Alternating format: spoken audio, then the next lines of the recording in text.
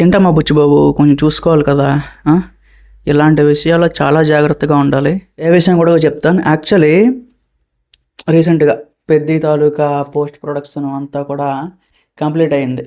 So దానికి సంబంధించి మైత్రి movie makers ఒక పోస్ట్ పెట్టారు. ఓకే, కానీ ఆ పోస్ట్లో మనం క్లియర్గా అబ్జర్వ్ చేస్తే ఫోటో జూమింగ్ కూడా మీకు చూపిస్తాను చూడండి. సో ఇన్ డీటెయిల్గా కింద ఫోటోలో ఏంటంటే చరణ్ గారికి కాళ్ళు లేవు. సో ఫ్లోరు కింద వరకు మీకు చూపిస్తే అక్కడ కరెక్ట్గా నీ జాయింట్ ఏదైతే ఉందో అక్కడితో మనకి ఏం కనిపించట్లేదు, బాడీ పార్ట్ ఏం కనిపించట్లేదు. మరి అది ఎడిటింగ్ లేకపోతే ఎడిటింగ్ మిస్టేకా, లేకపోతే ఏమైనా అది యాక్ట్ చేయడం ఇంకా పెండింగ్ ఉందా, సో లేకపోతే నిజంగానే రామ్ చరణ్ గారికి పెద్ద సినిమాలో కాళ్ళు నరికేస్తారా?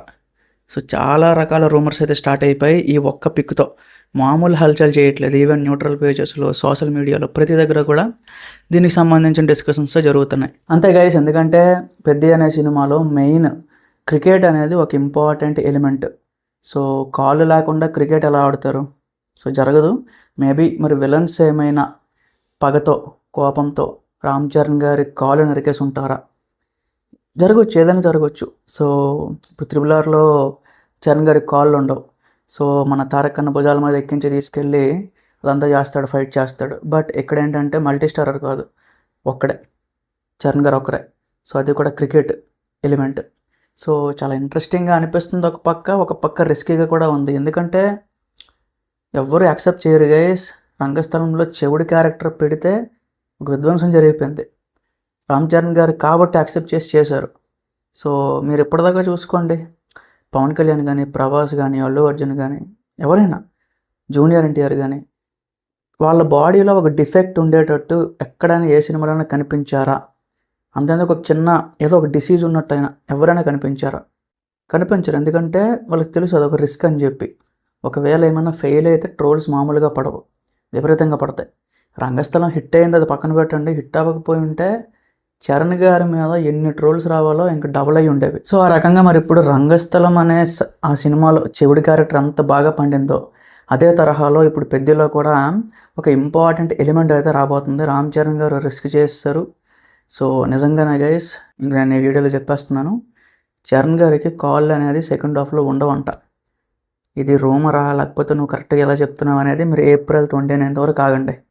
బట్ నా వైపు నుంచి చెప్పేది ఏంటంటే ఉండవు అని చెప్పి నాకు కరెక్ట్గా అనిపిస్తుంది. 80% ఆఫ్ ద పేజెస్ అదే చెప్తున్నాయి.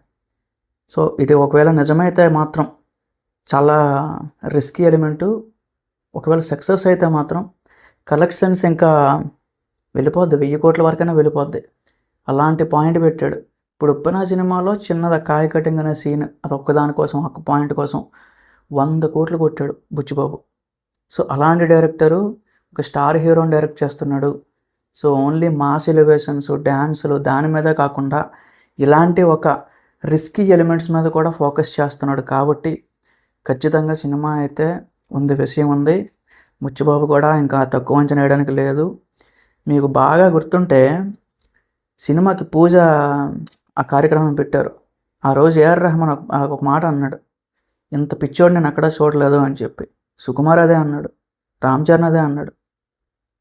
నాకైతే గట్టిగా కొడుతుంది గైస్. ఏదో కానీ ఉంది సినిమాలో, చిన్న పాయింట్ అయితే ఉంది.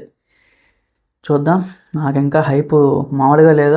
ఆ పిక్ చూసిన తర్వాత ఇంకా ఎక్కువ హైప్ అయితే తట్టుకోలేకపోతుంది. ఎంత వేగంగా వస్తుందని వెయిటింగ్ నేనైతే. చూద్దాం గైస్.